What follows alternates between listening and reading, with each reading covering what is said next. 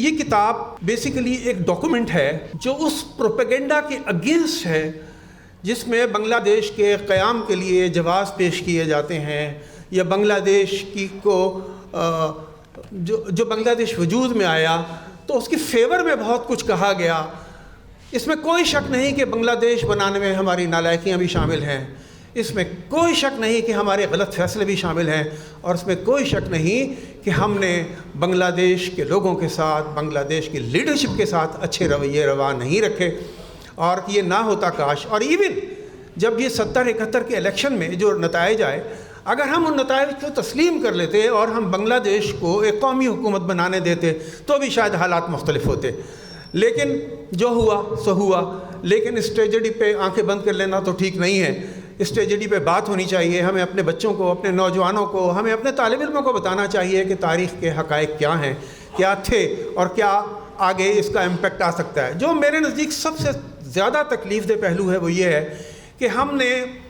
اتنے بڑے سانحے سے کچھ سیکھا نہیں۔ ہم نے نظمیں غزلیں تو کہہ دیں، اس پر افسانے بھی لکھ دیے، کہانیاں بھی لکھ دیں، ہم نے ٹی وی پروگراموں میں آ کر ڈسکشنز بھی کر لیے، لیکن ہمیں لگتا نہیں کبھی ہم بلوچستان کی طرف نگاہ اٹھائیں، کبھی اور خطوں کی طرف، کہ ہم مدبرانہ فیصلے ہم نے کیے ہوں۔ تو اس لیے ڈر لگا رہتا ہے کہ خدا نہ کرے کسی وقت کوئی اور ٹریجڈی، کوئی اور بڑا حادثہ جنم نہ لے لے۔ یوں بھی آپ مجھ سے زیادہ جانتے ہیں، سب باخبر لوگ ہیں، کہ اس وقت ہم پاکستان کی تاریخ کے بدترین دور سے گزر رہے ہیں۔ لوگ کہتے ہیں ہمارا دیوالیہ ہونے والا ہے، میں کہتا ہوں ہمارا معاشی دیوالیہ ہو چکا ہے۔ ہمارے پورٹس، ہماری سڑکیں، ہمارے ایئرپورٹس، رن وے، کیا تو ہم گروی رکھوا چکے ہیں اور اس کے عوض پیسہ لے چکے ہیں۔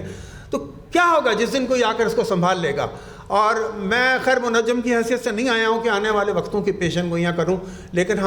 میں یہ جانتا ہوں کہ ہم ایک تکلیف دہ اور برے وقت سے گزر رہے ہیں، اور اللہ کرے کہ ہماری ان کوششوں کے نتیجے میں حکمران اچھے فیصلے لیں۔ میرا بیٹا ڈاکٹر یونس جو تھے نوبل لاریٹ گرامین بینک کے، ان کے ساتھ بنگلہ دیش میں کام کیا کرتا تھا، تو میری بڑی دلچسپی ہوتی تھی، تو میں اس سے کہتا تھا کہ تم مجھے وہاں کے بارے میں بتاؤ، لوگ کیسے سوچتے ہیں، پاکستان کے بارے میں کیسے سوچتے ہیں۔ تو وہ مجھے فون پہ بتایا کرتا تھا، میرا خیال ہے وہ سال بھر وہاں رہا، تو مجھ سے کہتا تھا کہ ابا یہاں کی اگلی نسل کو پاکستان سے نفرت سکھائی جا رہی ہے اور یہ نفرت ان کے اندر انجیکٹ کی جا رہی ہے۔ تو پھر وہ کہتا تھا کہ آپ دیکھیں نا، میں ایک ایگزیبیشن دیکھنے گیا، اس ایگزیبیشن کا موضوع کوئی سیاسی موضوع نہیں تھا، لیکن اس میں پاکستان سے نفرت کی بھی کچھ تصویریں رکھی گئی تھیں، ڈسپلے پہ لگائی گئی تھیں۔ کبھی وہ کہتا تھا میں ڈھاکہ یونیورسٹی گیا، وہاں بالکل ایک علمی ادبی پروگرام تھا، لیکن اس میں بھی ڈھونڈ ڈھانڈ کے ایک اسپیکر کو لایا گیا جو پاکستان کے خلاف بول رہا ہے۔ تو اس طرح آج بھی آپ کو یاد ہوگا کہ ایک میچ میں وسیم اکرم نے کوئی خوبصورت بات کی تھی اپنے ہارنے کے بعد کہ ایک اچھا جیسچر دے بنگلہ دیش کو، اس کا بہت نیگیٹو رد عمل آیا وہاں سے۔ تو یہ کوششیں آج بھی جاری ہیں کہ وہ زہریلا پروپیگنڈا ہر صورت میں وہاں پہ آج بھی ہوتا رہے تاکہ نئی نسلیں جو ہیں وہ اس کے سحر میں رہیں۔ اچھا، پھر یہ ہے کہ اب بہت سی باتیں ہیں، اس میں کچھ 6 ہجرتوں کا ذکر ہے، 5-6 ہجرتوں کا ذکر ہے، لیکن اس میں ظاہر ہے قابل ذکر 2 ہی ہجرتیں ہیں، ایک بنگلہ دیش کی طرف اور دوسری پاکستان کی طرف۔ اور اس میں انہوں نے جو ان پر گزری، جو انہوں نے دیکھا، اس کو ڈاکومنٹ کرنے کی کوشش کی ہے اور بہت اچھی کوشش کی ہے۔ اور 1-2 باتیں میں کہنا چاہتا تھا، جیسے مکتی باہنی اسلامی چھاترو شنگو، جس کا نام یہاں اسلامی جمعیت طلبہ ہے، اس نے اور جماعت اسلامی کا بڑا اہم رول رہا ہے، اس نے پاکستان آرمی کا ساتھ دیا وہاں پر، اور وہاں پر انہوں نے بڑی قربانیاں بھی دیں۔ ایک زمانے میں ہمیں بہت قیمتی تصویریں وہاں کی ملی تھیں، جسے میں نے کراچی یونیورسٹی کے سالانہ میگزین الجامعہ میں بھی شائع کیا تھا بڑے اہتمام سے، اور ان پر پھر کیسے کیسے ظلم کیے گئے۔ تو یہ ایک ظلم کی تاریخ ہے جس کے بارے میں ہمیں لوگوں کو بتانا چاہیے۔ ایک بات جنید صاحب، آپ اس کی یا تو میری تصحیح کیجیے گا یا تردید کیجیے گا، میں نے پڑھا تھا کہ مرارجی ڈسائی نے جو ہے اپنے دور میں ایک سجیشن دی تھی کہ وہ 5000 فوجی جنہوں نے بنگلہ دیش بنانے میں اہم رول پلے کیا، ان کے لیے اعزازات کا اعلان کیا جائے۔